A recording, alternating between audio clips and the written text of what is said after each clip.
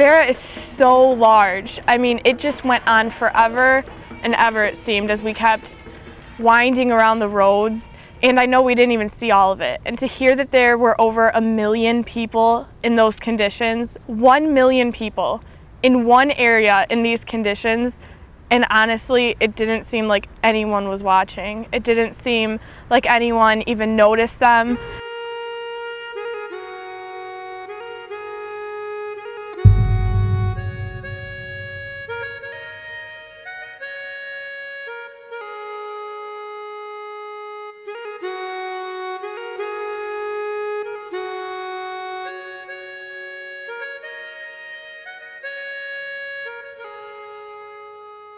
I'm standing right on the edge of the Kibera slum, which is the birthplace of First Love Kenya.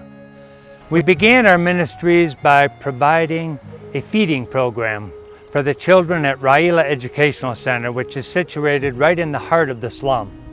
We learned from school officials that many children were coming to school hungry. The people are so impoverished that they didn't even have money to give the children a breakfast or provide a lunch. It completely caught me off guard when one boy looked at me and said, "Laura, do we have hope?" And I honestly didn't even know what to respond. I remember getting chills and just staring into his eyes thinking, he doesn't have hope. We know he doesn't have a home. We know he might not have a family or siblings, but no hope? We began to reflect on Laura's testimony later that night, and we realized that God himself in Jeremiah 29:11 says, "I know the plans I have for you, declares the Lord. Plans to prosper you and not to harm you. Plans to give you a hope and a future." And this is the verse that we claim for our ministry, which is called Operation Hope, which is geared towards rescuing children from the Kibera slum. We formed an alliance with Raila Educational Center, and as part of that agreement, we agreed to feed the students and also assist the teachers with part of their salaries. And so they allowed us to build the compound, our own offices, a dining room, and a kitchen right on the school property. And since that time now, we've served over 3 million meals to students at this school. The most rewarding thing we get from Raila is when we see the children walking in school for the first time. They look hopeless, they look malnourished, they have ringworms in their head, they have big tummies. But now when they start getting our porridge and our lunch, after 2 months or so, you find that the big stomach has gone and the child is looking healthy and they are happy to be in school.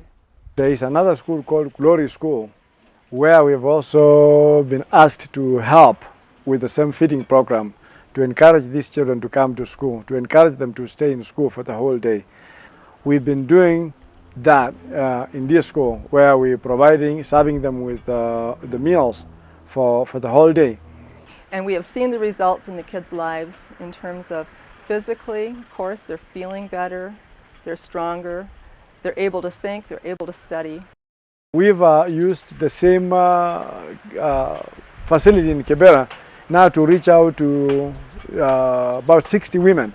And with these ladies, what we've done is to help them make a livelihood, make a living, by encouraging them to come there, learn the Word of God, in the Bible study every Friday, and then also say it's the same opportunity to have them learn some skills. They have been able to learn how to sew using the machines, and now they are doing aprons that we are sending to America. So if you saw an apron made in Kenya, know that it is from us. If you buy it, then you're promoting us and you're promoting these women. And it's just to empower those women so that, because we know that some of them are HIV positive, others are single mothers, and they have no one to turn to, for a living. And so we've come in there to assist in that line. We've also had to buy maize and grind it into flour, and then we can give these ladies the flour to sell at a certain price, and then they have to bring part of that money back into the ministry so that we can buy more maize to grind more flour so that the business continues. And then a few years later, we were able to build a little girls' home. And we began to reach out to orphan children.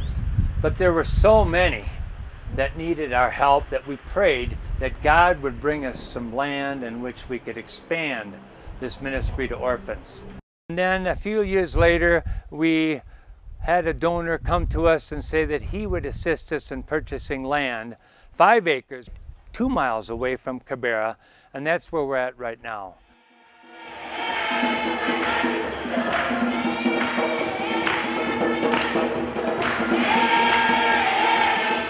So in the year 2009, we had the Children's Department come over to do an inspection since we were interested in having the institution registered. And part of the requirement is we had to have at least a minimum of 20 children. And so when they went in and did the inspection of the home where we've just moved from, and down at the dining hall and with the bathrooms and all these facilities for healthcare, we met the standard. And so they're very grateful and they were thrilled that actually we have such a place. And they actually gave a recommendation and said of all the children's homes they have been to, they've never seen any that has had a beautiful setup as First Love. So one of the very first things we do when children come into the institution is to reassure them that they are loved. Because we get to realize that most of the places where they have been, or the years of growing before they came here, they have been abused or they have been in places where they have lacked, and you'd find that some of them feel that they are unworthy. And so one of the very first things we do, we assure them that they are loved. And this is a home where they're going to find safety and they're going to be provided for everything they need. So we take them through that and assure them we took you in because we love you and we want to see you become who you have really wanted to become ever since you were young. I saw little Kelly at Matumba Slum, and it broke my heart when I saw him the last time that I was here and went to Matumba, and I asked Irene and Karen at that time, is there something we can do for this child? Just poorer than dirt, and the distended belly, cratered head filled with just ringworm and scabies, and everything that you could imagine was covered on this child. You know, rags for clothes, feet were just torn up because he didn't have any shoes. And so to see that child transported here and the different life that he's experiencing just warms my heart. But we know that the kind of values we've been instilling in these children, it's so strong that they will carry this along with them. And when they get married, you know, this will not depart from them. And we are quite sure, and we believe that with God's help, the same impact that they've had from here will be